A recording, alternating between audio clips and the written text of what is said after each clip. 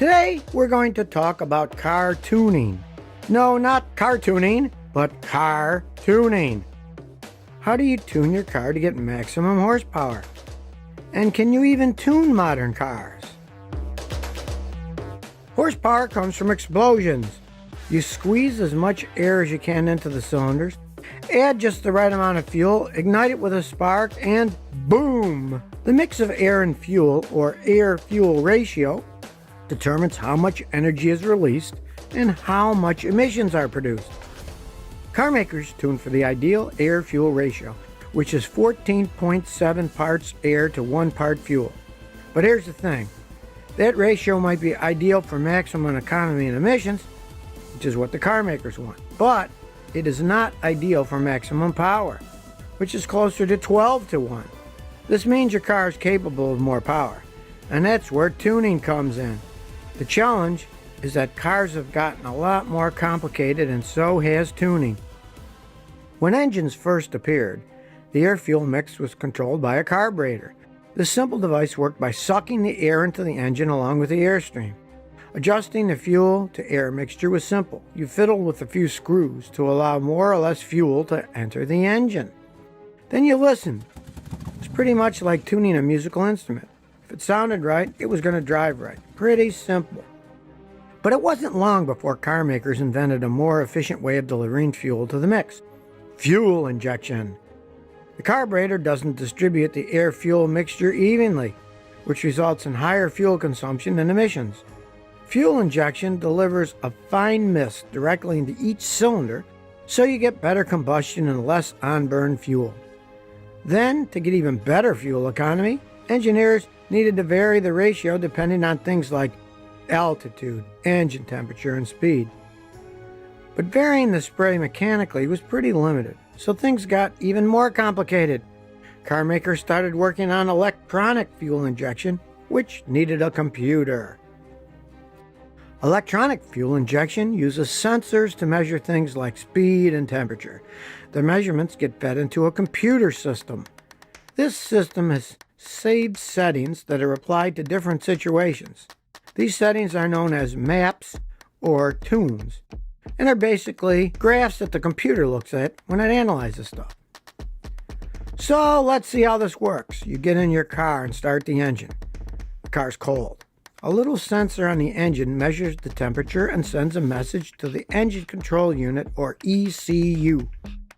Hey, it's pretty cold over here. So the ECU sends a message to the fuel injector. Hey, spray more fuel. As you drive and the engine warms up, the same little sensor starts getting hot. So it sends a message to the ECU. Things are getting hot here. At the same time, another sensor sends the ECU a message saying the speed is currently 40 miles an hour. So the ECU consults its map. The map tells what the fuel ratio is best given the heat and speed. Then it instructs the fuel injector on the amount of fuel to achieve that ratio. It was the challenges of fuel injectors that drove the car into the computer age. The earliest version of electronic fuel injection system goes back to 1953. It was invented by the Bendix Corporation but never used. Then Bosch brought out the Jetronic electronic fuel injection system, which used engine speed and a pressure pad. By the 1970s and 1980s, laws became stricter on emissions, and by the 1990s, almost all cars had fuel injectors, at least here in the United States. Today's automobiles have computers that control everything. It's not just one computer, but a collection of electronic control units that together are referred to as the car's computer. Some cars have up to 80 electronic control units, or ECUs, that control different electrical systems or subsystems on the vehicle. Typically, the biggest processor is the engine control unit we talked about before. It's sometimes also called the engine control module, or ECM. This is probably so you don't confuse it with the generic electronic control unit. It's not hard to get confused. There are just so many electronic control units and modules. You can have powertrain control module, PCM, transmission control module, TCM, brake control module, BCM, and much, much more. They all talk to each other via CAN, which stands for Controller Area Network. It was developed in the 1980s by Robert Bosch. Mercedes-Benz was the first car maker to use the CAN system back in 1992. CAN allows messages to travel together on the same wire that gives priority to more urgent messages. Just like you get all kinds of messages on the line feeding your computer, your phone, your video, and they're all on the same wire, but the computers can make sense of it all. So remember, the engine control unit from before, which sent messages to the fuel injectors. Well, those messages are pretty important. So are the messages from the brake control module, for example. But now you've also got messages from the infotainment system, like you connected the phone to the Bluetooth. And all these messages are traveling around as fast as they can. It's pretty busy on the CAN highway. So, what happens if there's a traffic jam and the message can't get through? Very good question. This might be okay for infotainment messages. You teenagers can't wait a few seconds for their iPhones to connect. But it's not okay when it's a message to the brakes. Stop right now is pretty important. Well, that's where the CAN acts like a traffic cop. It tells the infotainment system to back off and waves the brake and other priority messages through. So what does this have to do with tuning? Well, nowadays, if you want to tell your engine to do something, you've got to do it digitally rather than mechanically. And you do that via the OBD port. OBD stands for On-Board Diagnostics. It's the access to the car's computer. Mechanics use devices that plug into the OBD port to see what needs to be tested and repaired when things go wrong. The port is usually located somewhere near the dash. An OBD reader checks the trouble code and then clears it from the computer's memory when it's fixed.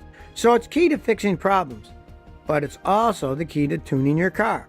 Every decision your engine control unit makes depends on how it was programmed or tuned. Like we mentioned before, you could take one car and give it completely different characters simply by changing the software on the ECM. One character could have a need for speed and be tuned for maximum power. The other could be conservatively tuned for maximum fuel economy. Your car will come out of the factory tuned for economy and reliability. This often means they made the performance of the car lower. A different tune could make the car go much faster. Tuning means the right software and knowing how to use it. This hacking art has become so advanced that homebrewed engine remapping software is available to download for the brave and tech-savvy. There's no shortage of devices that are available to tune your car. You can use the software to read the current settings, modify parameters, and then write them to the computer. Of course, there's so much information and so many parameters that if you didn't know what you were doing, you could all drown in data. And if you did tinker, you want to make really small incremental changes and then test what effect they have on the car. It's also a very good idea to save the original settings so you can revert back to the standard factory map. Most tuners have that device set in so you can save them. You know that feeling when you push save on a document that writes over the old document and you suddenly remember one paragraph you should have kept? You don't want to have that feeling when you're tuning your vehicle. But there's other things that can go wrong too, which is why we're flashing this disclaimer. Bad tunes can damage engines and be dangerous to drivers. They can also shorten engine life, lead to greater fuel consumption, void the car's warranty, and might even be illegal. Car manufacturers obviously don't want you messing around, so ECUs have protection locks. This is also to prevent high-tech carjackers or car hackers from plugging into your OBD port to steal your car. Although pros could do it anyways. They can bypass just about anything. There are a lot of professional tuners who will tune your car for you. You'd want to make sure of their credentials before you let them get their hands on your car.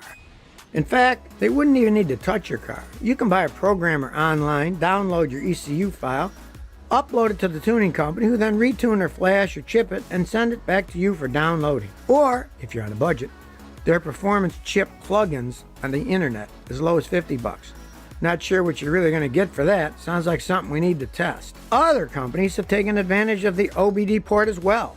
Insurance companies use it to analyze driving habits and give discounts based on better driving habits. You can also put dongles on it to connect your iPhone to provide alerts. This includes making sure your teenager keeps the speed limits. Pretty much a telematics system.